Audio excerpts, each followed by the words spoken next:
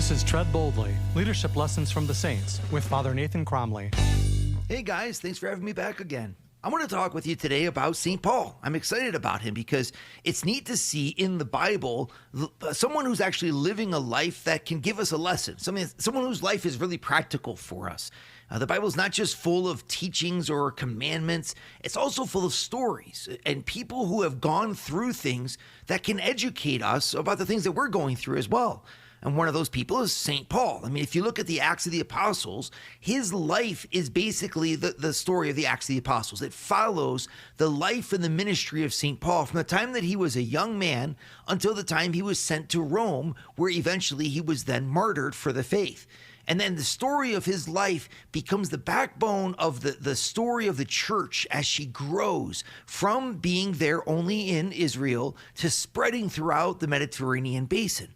And one of the things that's really practical about the life of St. Paul is that he didn't do it alone.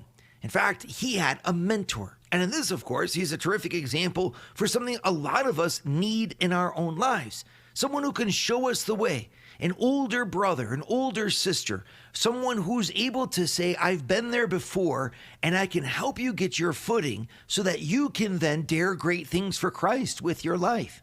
That's exactly what Saint Barnabas did for Saint Paul. Now just let that sink in.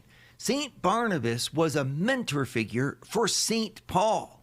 If you think about the greatness of Saint Paul and all that he did, and you look back at the story of his life, he couldn't have done it without the help of this Saint Barnabas, this mentor who came into his life when he was in need and gave him the first steps up. The story goes in the Acts of the Apostles that after St. Paul had his conversion in Syria, he had gone back to Jerusalem to try to become accepted by the Christians whom he had persecuted just a few months before, and the Christians had rejected him. They were afraid. They were afraid that this one who had persecuted their own relatives would now end up persecuting them too.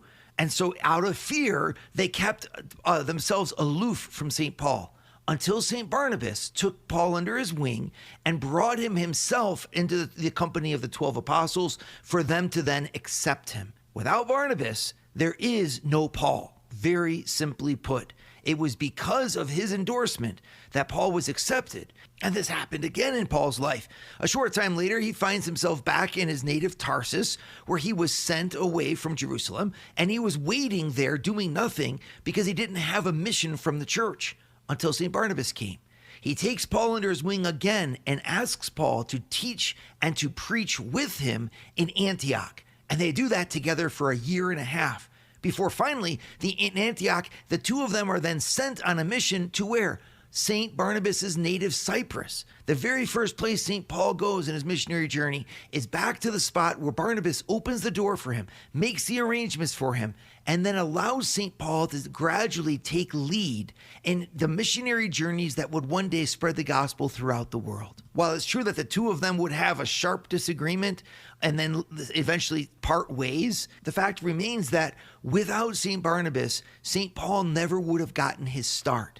And this is an important lesson for us. God loves to use instruments in the lives of his leaders, people whose job it is to boost up the one who has been called by Christ, to allow that person to give everything that they've got and the best of what they have at the service of God. These people are people we call mentors, and they're often forgotten by history, but they're the hidden instruments of God that explain the successes of the saints. And when you think about what makes for a good mentor, two qualities come to mind. The first is that the person has to be competent. They have to know what you have in front of you to face and be able to steer you effectively. But the second quality is just as important. They have to be someone that you trust, someone that you like, someone that you're willing to allow to support you. When those two things are in place, you have a dynamic force for good in your life. We all need them. And even more, we need to be able to give the mentoring to the people that are around us, from our grandchildren, our children, to our friends, to even our priests in our parish. If we're not called to be St. Paul, maybe we're called to be St. Barnabas. And regardless if we're for St. Paul or St. Barnabas, we're called to tread boldly in the footsteps of Christ. I'm perfectly happy being Barnabas. Don't you love it when you've got Father Nathan Cromly, who born and bred here in the Diocese of Toledo, doing such diocese. wonderful things throughout the church. EWTN, he's got a program there, but makes himself available to do this for us, and we're so thankful to him, and always so generous with the people of the Diocese of Toledo, bringing all of his expertise back home.